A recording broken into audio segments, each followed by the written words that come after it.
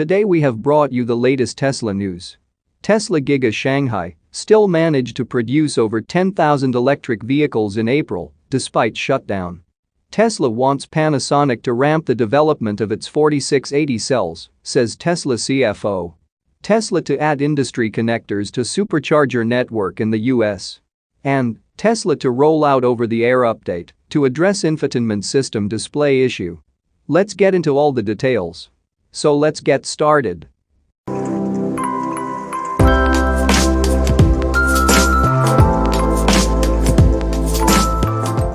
Tesla Gigafactory Shanghai has managed to produce over 10,000 electric vehicles in April, despite the factory being shut down for most of the month. The automaker had to shut down production at its Shanghai factory in late March after local authorities imposed serious lockdowns on the population in an attempt to limit the spread of COVID-19 after a surge in cases during the first quarter. The automaker was finally able to restart production on April 19 after 22 days of being shut down. Tesla brought back 8,000 people to work in a closed-loop shift and had employees sleep at the factory to help reduce worker movements in the city.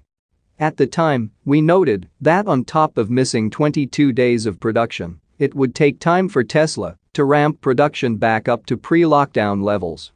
Last week, we learned that Tesla had made a lot of progress and aimed to ramp production back to 2,600 vehicles per day by May 16. However, there were reports on some supply issues temporarily slowing production to a crawl for the coming days. Investors and analysts are trying to understand how the shutdown and ramp-up are going to affect Tesla's performance in Q2, especially now that Gigafactory Shanghai is now Tesla's most productive factory. We got our first glimpse of data that helped us gauge the impact as the China Passenger Car Association confirmed Tesla Gigafactory Shanghai produced 10,757 vehicles by the end of April, delivering 1,512 of them. However, that is significantly down from over 65,000 vehicles coming out of the factory in March. The impact resulted in missing out on over 55,000 vehicles as of the end of April.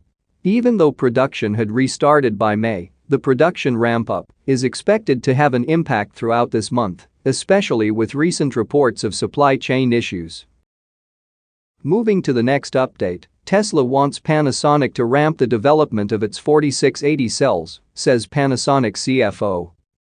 In a statement on Wednesday, Panasonic Chief Financial Officer Hirokazu Yamada revealed that Panasonic Holdings Corporation is being asked by Tesla to speed up its development of 4680 cells.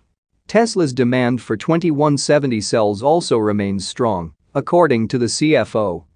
Panasonic recently caught headlines after reports emerged that the Japanese conglomerate is looking to establish a dedicated 4680 battery production plant in the United States. The company has reportedly shortlisted Oklahoma and Kansas as potential sites for its upcoming factory. While Yamada did not provide details about Panasonic's upcoming facility in the United States, he did highlight that there is still a lot of demand for the 2170 cells it produces for Tesla. Panasonic's 2170 cells are used in vehicles like the Model 3 and Model Y that are produced in the Fremont factory. He also hinted that Tesla is pushing Panasonic to ramp its development of 4680 cells. "We can't say more than what has been released, but we are getting many requests. We're seeing continued strong demand from Tesla for 2170 batteries, but also for faster development of the 4680, Yamada said. Citing people familiar with the matter, Bloomberg noted that Panasonic will be manufacturing 4680 cells in its upcoming U.S. plant. Oklahoma and Kansas have reportedly been doing their best to attract Panasonic. Financial incentive packages are reportedly being offered, especially considering the jobs that the battery plant would bring to either state. An Oklahoma and Kansas Panasonic plant for 4680 cells would benefit the Japanese conglomerate and potentially give it an edge against fellow Tesla suppliers such as CATL and LG. A factory in either state will not be too far from Texas too. This should make it not too difficult for Panasonic to transport batteries to Tesla's Gigafactory Texas facility. Moving to the next update, Tesla to add industry connectors to Supercharger Network in the US.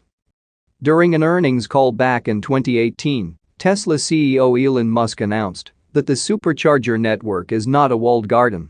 Musk stated then that other EV manufacturers are welcome to use the Supercharger Network, provided that they share in the system's costs and use an adapter for their vehicles. Now, it appears that Elon Musk has become even more flexible by not even requiring other EVs to use adapters for Tesla's rapid charging network. While responding to a question at the Financial Times Future of the Car Summit, Musk noted that Tesla would be proactively adding industry connectors to its superchargers in the United States. "We've already opened Tesla superchargers to other electric cars in Europe, and we intend to roll that out worldwide. It's a little trickier in the US because we have a different connector than the rest of the industry, but we will be adding the rest of the industry connectors as an option to superchargers in the US," Musk said. This, of course, could result in Tesla losing an edge against its competitors in the EV market.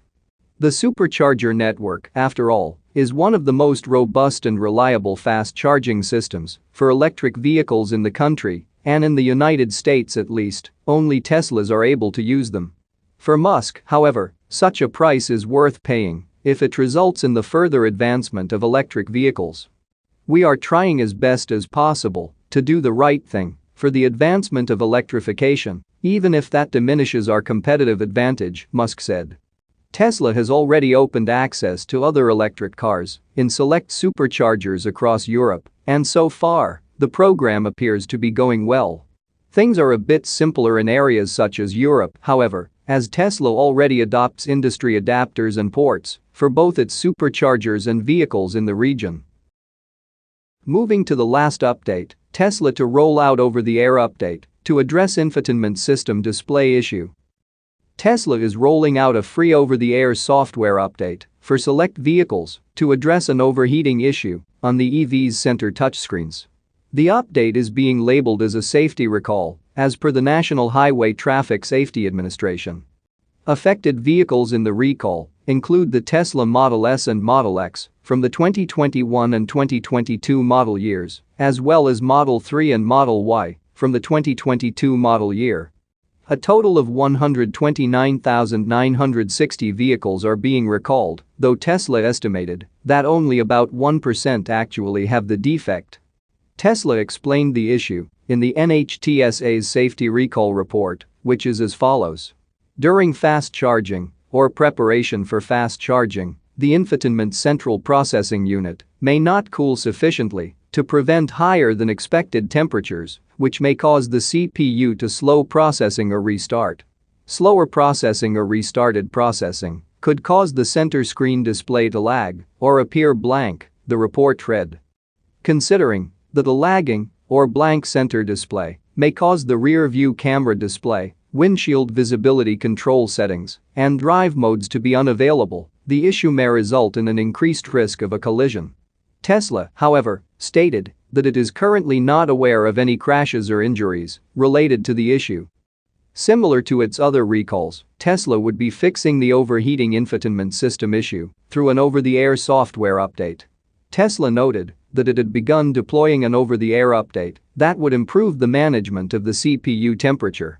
This should mitigate temperature elevations in the infotainment system's CPU when the vehicle is fast charging or preparing to fast charge. That's it for now. So what are your thoughts about this?